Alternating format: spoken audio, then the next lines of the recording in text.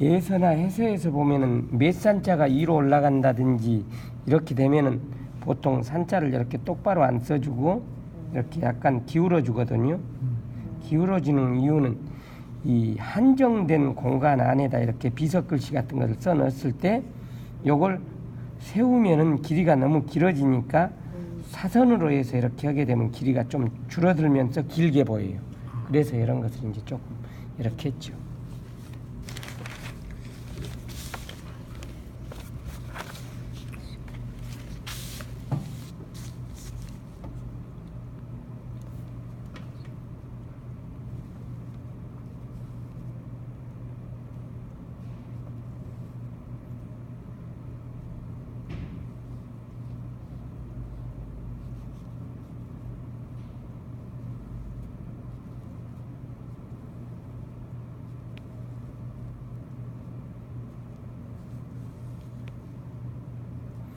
배자는 이게 이쪽 사실 손 숫자가 두 개 합쳐진 거예요, 이게.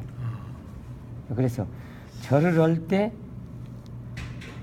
엉덩이를 뒤로 빼고 이렇게 뒤에서 뒷모습을 보면 이렇게 발이 이렇게 뒤로 딱 엉덩이로 붙죠. 이 부분에 머리가 있고 그래서 이렇게 손을 갖다가 이렇게 손을 갖다 딱 이렇게 해서 그래서 이렇게 손이 두 개 딱 모아지면은 절을 한다. 그래서 절배자가 이렇게 쓰인 거예요.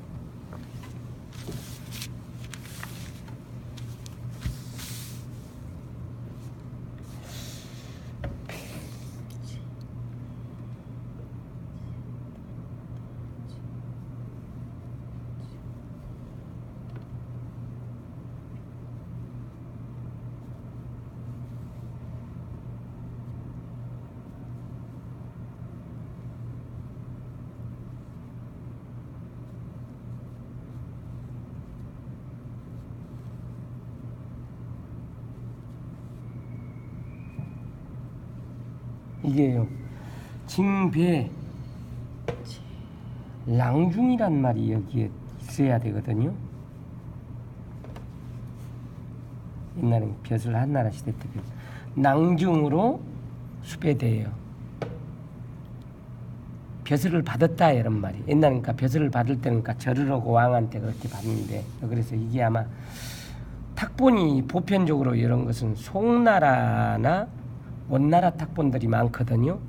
그래서 그때 당시 탁본 한 사람들이 잘못해서 어떻게 누락됐든지 안 그러면 책을 만들 때 누락됐든지 아마 그랬을 거예요.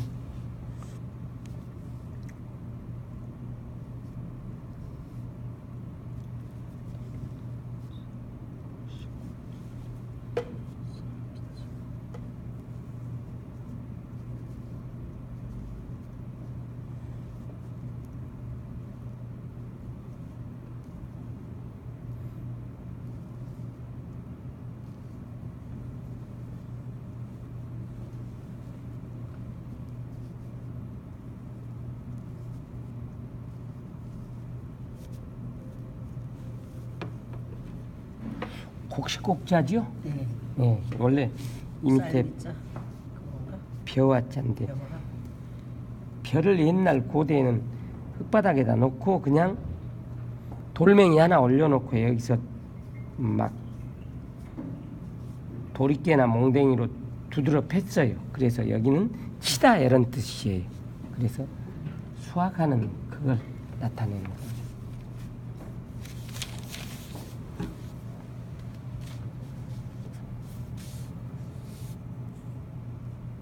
이번에 곡성장이라는 것은 아마 이 지역에서도 한나라 지역에서도 곡식이 많이 수확되는 데라나서 아마 이 이름을 이렇게 붙였을지 몰라요. 밤이 많이 나오는 데는 우리가 율촌이라고 그러잖아요, 보통. 그러듯이 옛날에는 그런 것을 지명으로 많이 사용했으니까요.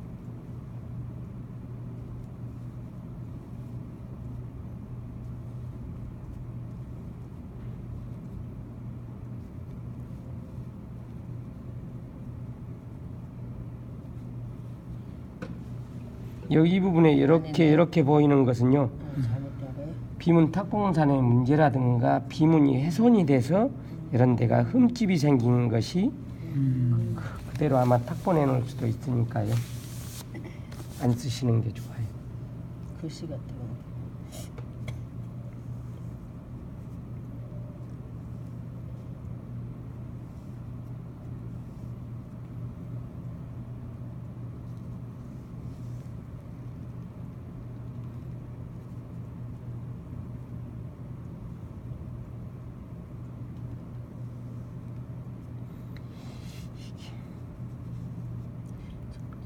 이게 보면은요, 방필로 들어가서 방필로 갔다가 방향을 전환하게 되면 이게 붓이 전을 해서 절을 하게 되면은 이게 그러니까 원필이 되는 경우가 많거든요. 이렇게. 그래서 꼭 방필이라고 해서 다 방이 아니라 필이 전환이 되면 방필로에서 필이 전환이 되면은 원필로 바뀔 수도 있어요. 그래서 방두원미라는 말이 나오는 거예요. 방필로 시작했지만은 끝은 끊는다. 원필로 끝난다.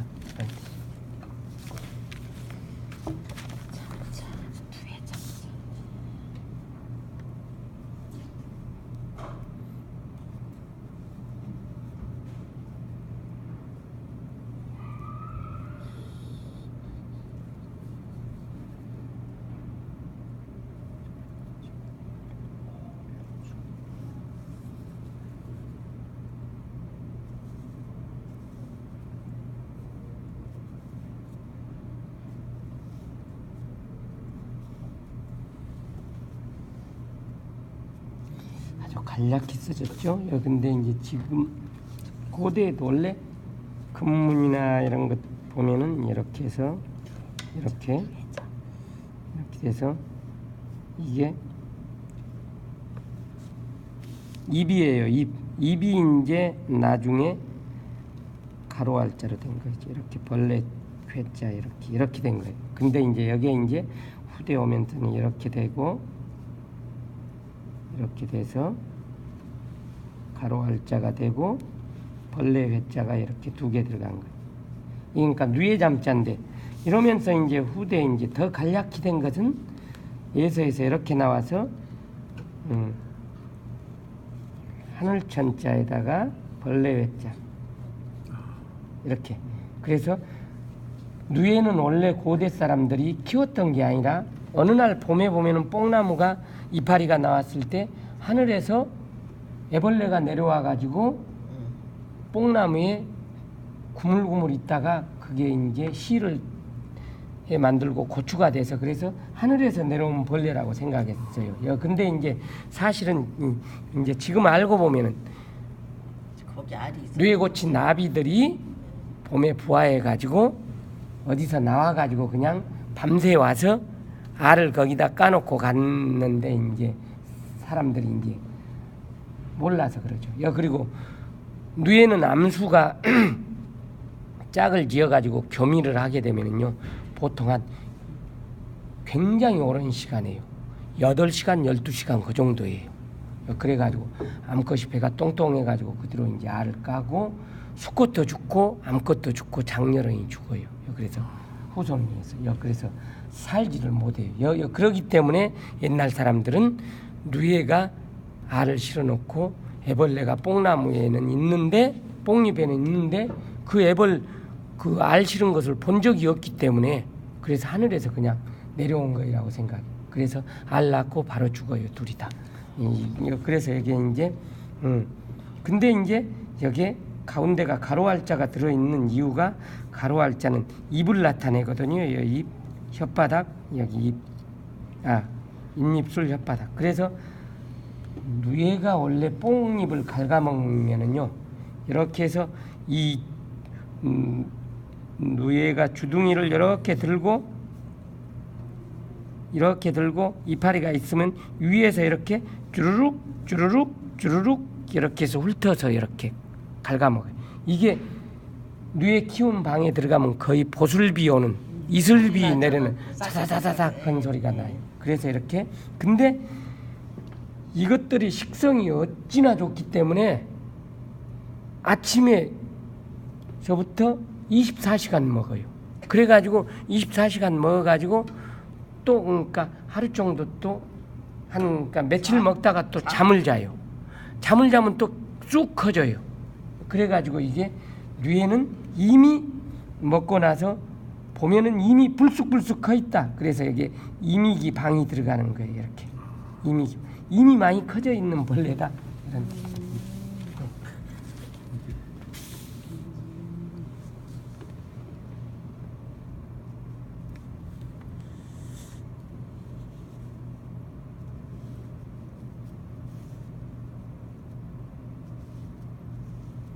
잠을 그러면은요, 뇌에 치는 시기가 봄하고 가을하고 두 번 있어요. 봄에는 이제 거의 그러니까 모심기 할 때 거의 비슷해서 2파 그 정도 가까이 아마 될 거예요. 정확하지는 않은데 제 생각에는 그래요. 또 그리고 가을에는 음력으로 8월 15일 저기 추석 정도에 이때. 그래가 시골에서 옛날에 뇌에 치우면 추석에 방 하나 큰 것은 다 그러니까 뇌에 처방이 들어있어 가지고 굉장히 힘들 때 많았어요. 그래서 이제 자물이라는 것은 봄에 제일로 농사 시즌으로 밭 갈고 모 심고 그럴 때 바쁠 때 똑같이 이렇게 돼요. 그래서 지금 이제 랑중으로 벼슬을 받아서 이어 곡성장으로 여기 이제 갔는데 자몰 뇌를 치는 그러니까 농사철이 바쁠 때는 잠을 지금 업무에 힘썼고 예, 사문을 성의 사문을 갖다가 활짝 그러니까 열어두고 이렇게 했었다 이런 뜻이죠. 선생님, 예, 예, 여기는 이제 이렇게 했잖아요. 예, 근데 이제 끝에를 대게 보면은 이렇게 예. 하는 건데 이걸 어떻게 구별하나하고 이게 여기서는 좀 이런 원필이 됐고 예, 이건 정확하게 방필로 하게 되려면요 이렇게 해서 방이 이렇게 돼서 이렇게 되면은 떼베르면 그러니까 붓이 안 모아지기 때문에 옆으로 쳐서 이렇게 방필을 이렇게 수필을 해주는 거예요. 이렇게 이걸 그러니까 만들려고 그런 게 아니라 붓을 다시 원래 상태대로 만들려면 이 상태에서 이렇게 띄워버리면은 붓이 이렇게 벌어지기 때문에 다시 수필을 하기 위해서는 붓을 원상태로 뾰족한 필첨이 되기 위해서는 다시 회봉을 해주는 거예요. 그런데 지금 보면 다른 사람들 글씨를 보면요 예. 이렇게 마감을 해서 예. 하는 글씨도 있고 예. 이렇게 쭉 뻗는 듯이 뻗는 것도 있고 예. 이렇게 원필로 끝나는 것도 있고 한데 예. 이건 그러면 장천비의 특징이가 이렇게 저 방으로 방필로 예. 끝내주는 방필이 이주인데 아까도 말씀드렸듯이 저 원미. 예, 방주 원미. 필이 다시 각을 핵을 전환한다든지 또 다시 꺾는다든지 할 경우에는 방이 원으로 모아져서 끝난다는 거죠. 원필로.